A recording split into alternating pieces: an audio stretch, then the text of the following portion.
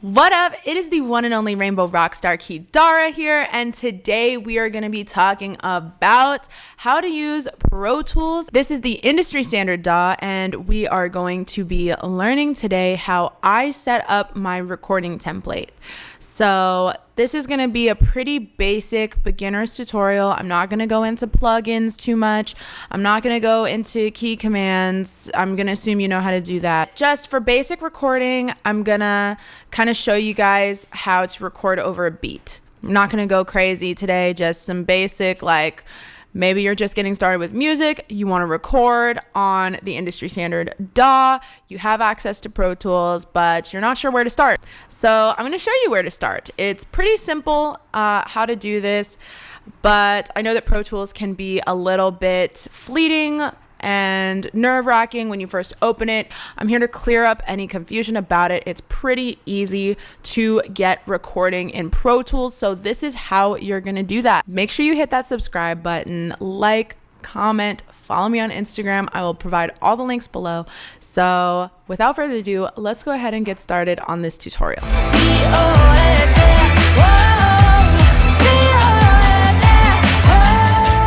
So now that we're all set up and ready to go, we're going to get started on this template. So we're going to call this session recording template.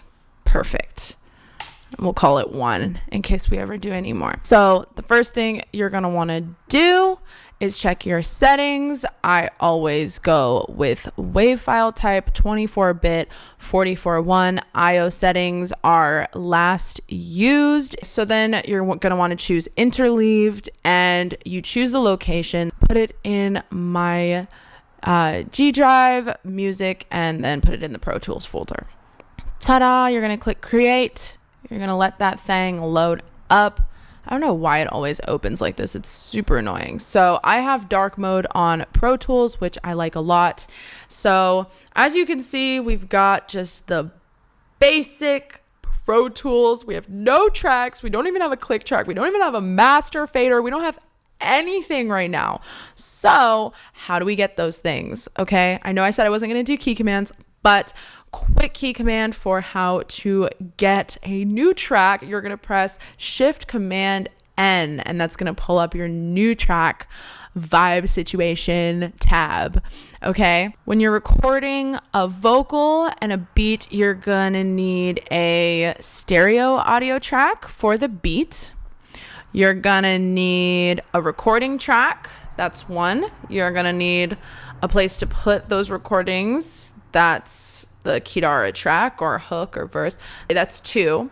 And then you might want a track for ad-libs. When we get more advanced, I start breaking this down even further, but we're going to start with just a Kidarah track and an ad-lib track. So that's 3 tracks, including your recording track. So you're going to type 3, and those are going to be mono because we are recording audio into those.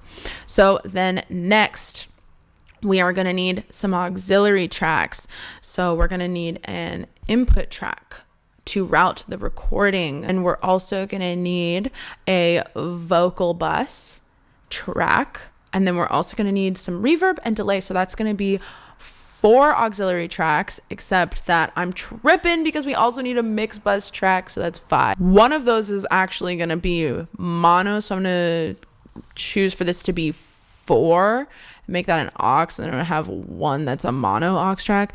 And then we're also going to need a stereo master fader. And now we click create and ta-da! Oh my God, we've got tracks here. The most important thing in recording, arguably, is labeling your tracks, because if you do not label your tracks, you will not know what anything is. Now, listen, it doesn't seem like a big deal right now when we have a couple tracks on the screen, but guess what? When you're trying to mix a record with over 100 effing tracks, you're gonna want labels. You're gonna want to know which one is your freaking snare, and you're gonna want to know which one is your freaking hi-hat. Okay, so we're gonna label this beat. Boom. All right, then we're gonna label this record. Boom. I always like to make my record track, and I am pulling up this color tab by double clicking on the color of the track. I always like to make this bright red. That's just how I do things. And then we're going to label a track for my name. That's me. And then we're going to do ad libs. I just like to title that libs. So then for our aux tracks, we're going to have one called input. This is going to end up being a part of the recording chain. So I'm going to also make this red. My silly butt. Okay. Rookie mistake. I made all these aux tracks mono when they need to be stereo. So here we go again. We're going to make 4 stereo aux tracks. Okay. Now by double clicking on this, we can rename. So the first one's going to be vocal 1. Second one is going to be reverb. Third one is going to be delay. And the fourth one is going to be mix bus.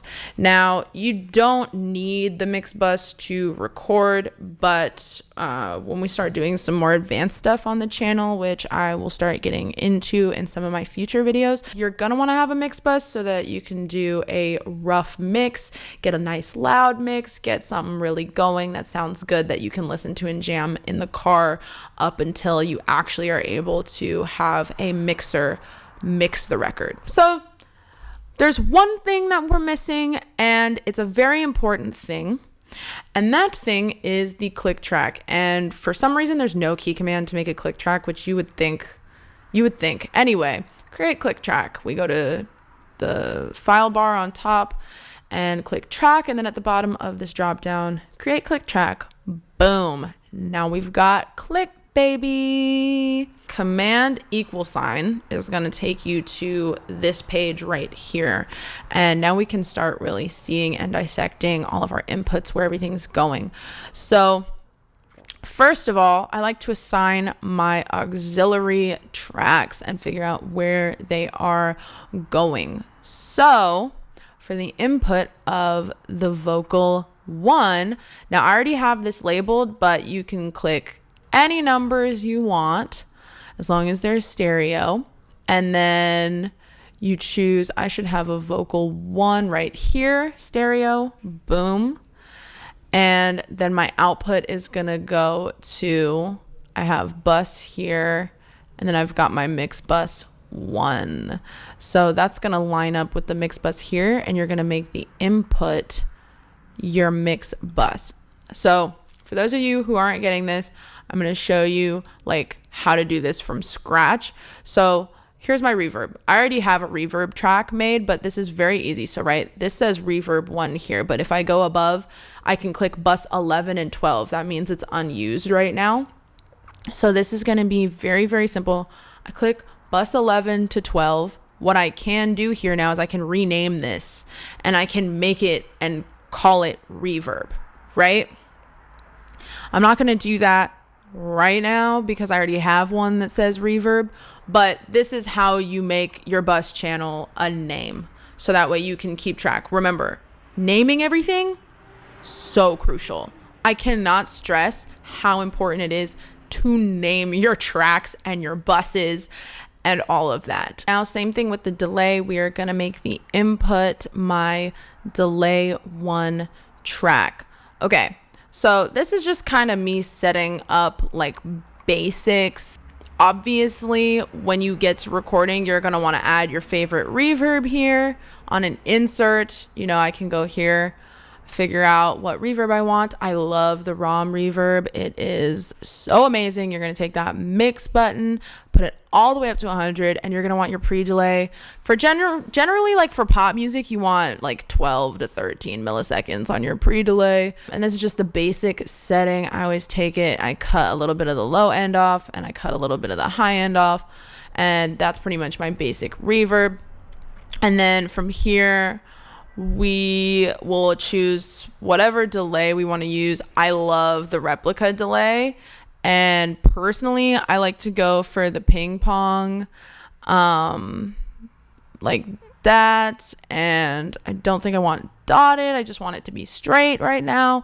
And again, on delays, I like to add a little bit of low cut and high cut. Actually, maybe not that much high cut, but so that's always really fun. And this delay is really cool. I'll get into it in a different video and talk about this reverb and this delay and really go in and show you guys how they work. But just for now, for the template, this is going to work really well. Very simple, very easy. Now, we're going to get to the part where we're actually going to set up our record track.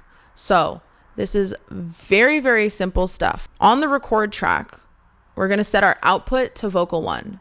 Okay, this lines up with the input of our vocal 1 bus. This means that when we hear ourselves recording, we're going to hear ourselves running through anything that's on the vocal 1 bus chain. I will do another video later about how to record and how to make it sound good while you're recording, so it's not just flat and dry. Okay, so but for now, we're just going to start out. We're taking the output to vocal 1 so that it routes to the input of the vocal 1 bus. What we're going to do is look at this input track right here. Okay, I'm going to make my input on the record just any random bus. Okay, it's mono, so we're going to choose bus 33. Fuck it. So now I'm going to set that input to route with the output of, we're going to route it with bus 33 again. Now, what I'm going to do is connect to my interface and have input 1 running through here like this. You see how we are getting some audio? Ta-da! We're getting a little bit of audio. So now, if I click I, now you can see I've got audio running through all of these channels. So kind of how this is working, I'm clipping a little bit, but what this is going to allow you to do is to be able to hear reverb and delay on your recording track without actually writing it on. One of the things that Pro Tools does is if you don't route it like this, if you just try to record just straight in, it becomes a little bit difficult because you can't hear any reverb or delays. And sometimes we like to hear ourselves sounding juicy. We don't always like to record raw and flat. So this is kind of the routing of how you do this. Next step, we're going to take our vocal tracks. So like once you record a vocal, you're going to go ahead and put it on one of these tracks, whether it's the lead or whether it's an ad lib. You want those going to the vocal 1 bus as well, because what that's going to do is anything that you put on your inserts here to make your vocal sound juicy, it's going to run through that and you're going to be able to hear it. So now, you don't see anything happening on the reverb and delay tracks. Why? What? Aren't we supposed to be recording real juicy and nice with reverbs and delays? Of course we are. So what we're going to do is we're going to go into the sends. The way you connect an aux track to a record track is through the send. So you're going to go to your send, you're going to go into your buses, and you're going to click reverb 1. So now, when I raise this a little bit, you start seeing that we're getting some signal into the reverb track. Boom. Okay, so now I've hit the record arm and I could potentially record right now.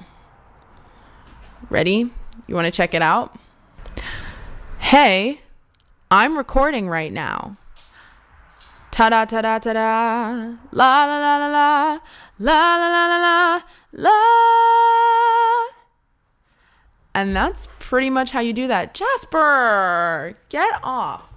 My gain is a little high on my microphone right now, but that's okay because we are not talking about recording levels right now.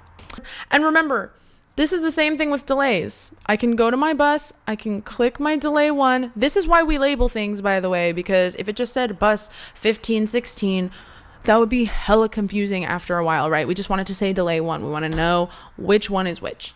So then I raise this volume on the delay a little bit. Now you're hearing some delays. Boom, boom, boom, baby. It's literally that easy.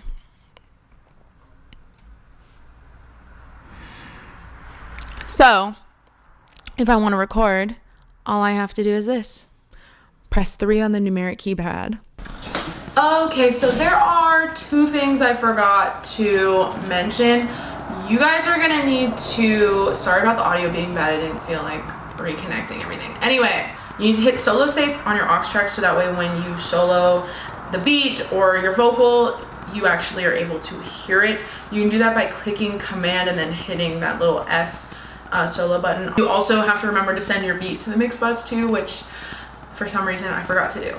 So those are my edits. Make sure to like, comment, share, and subscribe, and follow my other social channels. What should I sing? Yeah, yeah, yeah, yeah, yeah, yeah, yeah. Yeah, yeah, yeah, yeah, yeah. Yeah, yeah, yeah. Oh, oh, oh, oh. Yeah, yeah, yeah, yeah, yeah. Yeah, yeah, yeah, yeah, yeah. Yeah, yeah. That's kind of the general, like, gist of it. Yeah, so you just want to make sure you have healthy recording levels. You can see here we're clipping a little bit because my beat is slammed AF, but that is easily resolved if you just turn the volume down. And yeah, you just kind of record some stuff, you make it sound good. I didn't hit record, but it's okay, because if you're in quick punch mode, you could just hit 3 on the numeric keyboard and it works. Ta-da! Anyway, my name is Kidarah. I am the one and only Rainbow Rockstar, and I just want to say thank y'all for coming and watching my tutorial.